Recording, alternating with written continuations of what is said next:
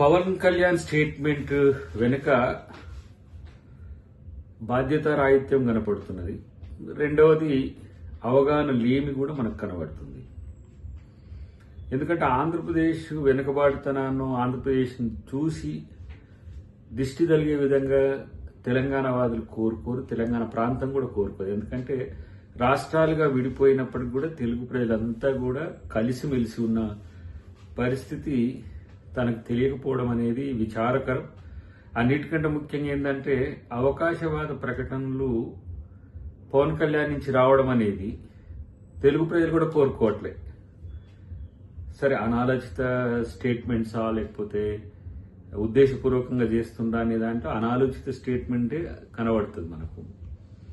కాబట్టి గోదావరి ఎప్పుడు కూడా తెలుగు ప్రజల్ని సమానంగానే చూసింది. ఏ విధంగా కోనసీమను చూసిందో అదే విధంగా తెలంగాణను కూడా చూసింది. ఇక్కడ ప్రాజెక్టు లేకపోవడం వల్ల తెలంగాణ కొంత వెనుకబాటుతనంతో ఉన్నది, కానీ ప్రాజెక్టులు అయితే మరింత మేలు జరిగేది. కాళేశ్వరం లాంటిది సక్సెస్ అయి ఉంటే మంచిగానే ఉండేది. కానీ ఈ అంశాలలో తనకు అవగాహన లేకపోవడం వల్ల కేవలం రాజకీయ ప్రేరేపిత ప్రకటనలతోనే ఈరోజు పవన్ కళ్యాణ్ ఈ స్టేట్మెంట్ ఇచ్చిందని మనం అనుకోవాల్సిన అవసరం ఉంది. అన్నిటికంటే ముఖ్యంగా కొన్ని స్టేట్మెంట్ కొన్ని సందర్భాల్లో తనకు అనుకూలంగా ఇచ్చుకోవడం అనేది అది పవన్ కళ్యాణ్కి సాధ్యమవుతుంది.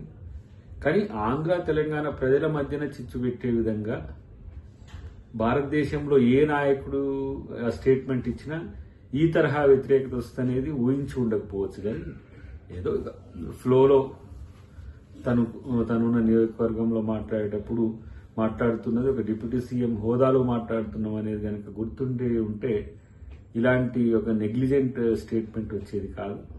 ఇది తెలుగు ప్రజలు ఎవరు కోరుకోరు, తెలంగాణ ప్రజలు కూడా ఎవరు కోరుకోరు. కాబట్టి ఏదేమైనప్పటికీ కూడా కొంత మెచ్యూరిటీ లెవెల్స్ మరింత పెంచుకుంటే ఇంకా బాగుంటుంది. లేకపోతే ఎవరినో సాటిస్ఫై చేయడానికో, మనం ఉన్న చోట ఉన్న వాళ్ళని సంతృప్తి పరచడానికో, లేకపోతే మనం మద్దతు ఇచ్చిన వాళ్లకు అనుకూలంగా ఉండడము అనేది ఇది అవకాశవాద రాజకీయమే అని అనిపిస్తుంది. కాబట్టి ఏదేమైనా కూడా వాస్తవానికి చెప్పాలంటే తెలంగాణకు వచ్చి తెలంగాణ పాట, ఆంధ్రాకి వెళ్ళిన తర్వాత ఆంధ్ర పాట, తర్వాత ఇప్పుడు బీజేపీతో అనుకూలంగా ఉంటే బీజేపీ పాట, టీడీపీతో అనుకూలంగా ఉన్నప్పుడు టీడీపీ పాట, ఇట్లా ఏ పాట ఆ పాట నేర్చింది కాబట్టి కొంచెం తను బతక నేర్చిన పాట పాడుతున్నట్టుగా భావించాల్సిన అవసరం ఉంది. కాబట్టి దీన్ని ఎవరు తెలుగు ప్రజలు పట్టించుకోవద్దని మేము అనుకుంటాం.